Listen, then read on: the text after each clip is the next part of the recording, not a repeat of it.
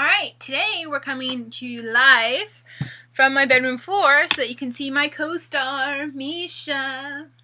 Say hello, Misha. He's a Pembroke Welsh Corgi, a rescue, and he is probably just going to lay down and chill because he falls asleep like that. Today's animal fact is that primates actually are divided into monkeys and apes, and you can tell the difference by if they have a tail, they're a monkey. If they don't have a tail, they're an ape. This is one of my many dumb pet peeves that I get annoyed when people get it wrong. Today we're going to talk about Amanda's question, which is, how do I delve deeply into side characters? How does she delve deeply enough into side characters that she finds their wants, motivations, and individual driving forces that also propel the story further along? Do I have any ideas on how to integrate them into the main plot? I would say yes. One of the big problems I face is that as well, because I'll come up with a cast of like in Crossfire, there's 23, 24 kids, and I had to kind of come up with stories for all of them without overwhelming the reader, because I obviously can't have 3 books about 24 people and have them all have equal screen time. And a lot of characters who started off as side characters, like Jamal, quickly became main characters who had their own point of view in the story in later books. So what I usually did is I kind of had them interact more in scenes with the main characters, and I discovered where the main characters and the side characters' wants and desires aligned, at least for the moment. I'm a strong believer in that when you write, you should be thinking about keeping whatever your character wants kind of out of their reach. There's a quote, I can't remember who it's by, but it's that your character should always want something, whether it's like to save the world or a glass of water at the moment. So that kind of helps too, because if you're keeping something, it gives them motivation and drive. Just like people, you want to be promoted, you want a certain job, you want a certain house, you want a certain car, and that's kind of what propels you forward in life. The characters are the same way, in my opinion, in how I write. Side characters discovering their wants and hopes and fears and dreams is kind of revealed a lot when I write through dialogue or just through setting boundaries. Like, what do I want this character to be? For instance, trying to think of a non-spoilery example from my own stories. It's no secret, for instance, that Canary, though he is my favorite, he used to be kind of a side character, because I always knew the story was about Longlord, but Canary kind of had more of a side role in a couple early versions of Shadow of Fate. But I would discover kind of what motivates him, how his father he doesn't hate him, but he's disowned him and outcasted him, and how that motivates Canary's view on biological fathers. He does have Nikon, so he has a father in his life, but he realizes very quickly that blood doesn't give you an assurance that those people will be there for you. So that motivates him a lot in his own relationships with his wife Finn, with his children, and with Longlord. Canary is more open to friendships. Your creepy panning is throwing everything off, Misha. Is more open to friendships and bonds that are outside of blood, because he has learned very quickly that blood doesn't mean that you're always going to be there for each other. That played a pretty crucial role into how he treats Longlord, and in turn, how he reveals himself in Shadow, how Canary reveals his wants and desires in Shadow of Fate. I think it was helpful to me. In Crossfire, I got Cindy to talk to a lot of the kids in the actual Crossfire at Grace High.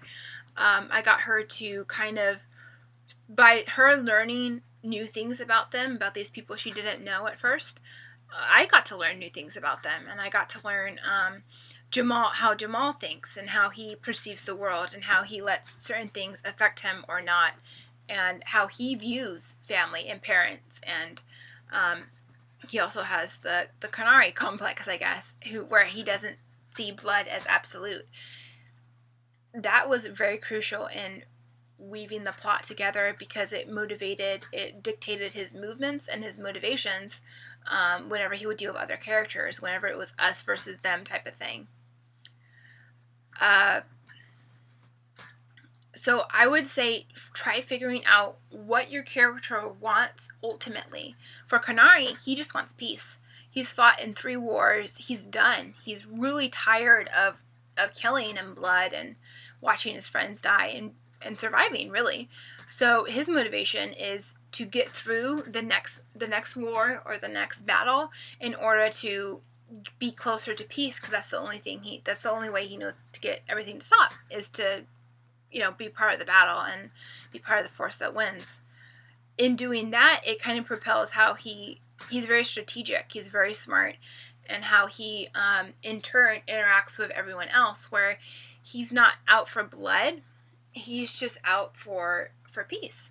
And so that motivates most of his actions. He'll be very diplomatic with his own father, who he has strong feelings against, in order to bring about peace. And he'll act in the name of peace, versus sometimes it will even compromise his morals. But he'll know that if this brings his world and his nation closer to peace, then he's one step closer to where he desperately desires to be. So I think to find one of the main motivators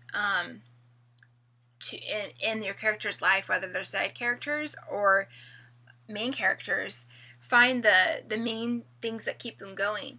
Think about your life and your friends' lives. What are they working toward?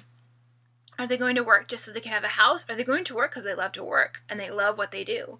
For me, it's a bit of both. Not necessarily I want a house, but I want a career as a writer, and in order to do that, I have to be patient and work at a library. The library doesn't necessarily lead to writerdom, but I have to support myself while I'm pursuing writing. And so you could say that my motivation is ultimately to be a writer, and so I fulfill that process by having a job outside of writing. And I write around my job and make it a priority. So I think just to find what they're aiming for, and then break it down and see how that falls into the world. Mateo's main goal in Crossfire is to keep everyone safe and to keep them alive. He of course wants answers. He wants everything to work out, but in the end, he I try not to be spoilerly, but he will sacrifice a lot in order to reach that end of keep the family safe. So that's his main motivation. So I think if you find what drives them, if you find what they're striving for, or even if they're not striving for anything, if they're kind of a stagnant person, set those goals for them, and then throughout your story, you can kind of keep them from reaching them, and that's your story. And then the end is, do they get what they were after or not? Of course, with writing, your character's goals, wants, desires, and dreams, like any person, can change as you write it.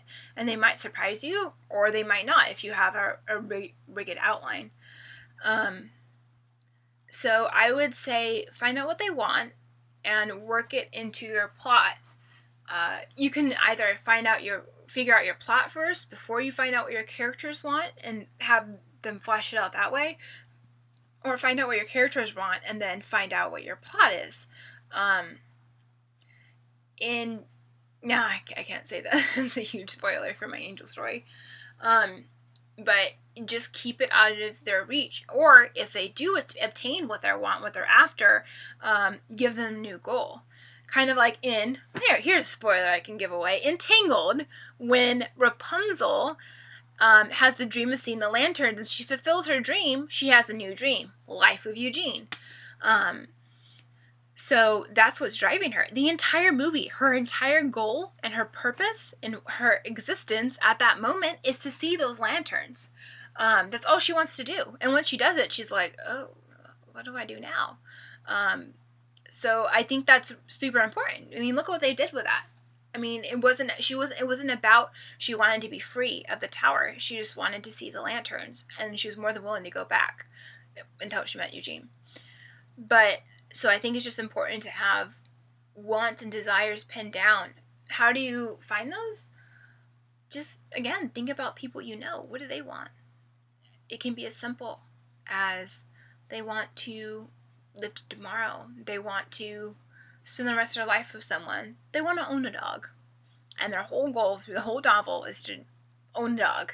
And at the end, do they get the dog? Do they not get the dog? What happens? That's kind of what keeps people reading. Circumstantial. So that's what I would say for how to create driving forces with characters. I hope that helps. I don't have anything else to say. I hope it does help. I'm a little tired, so this might be a little nonsensical. And yeah, thanks for the questions. I have a few more, and I will definitely get to those. All right. Bye.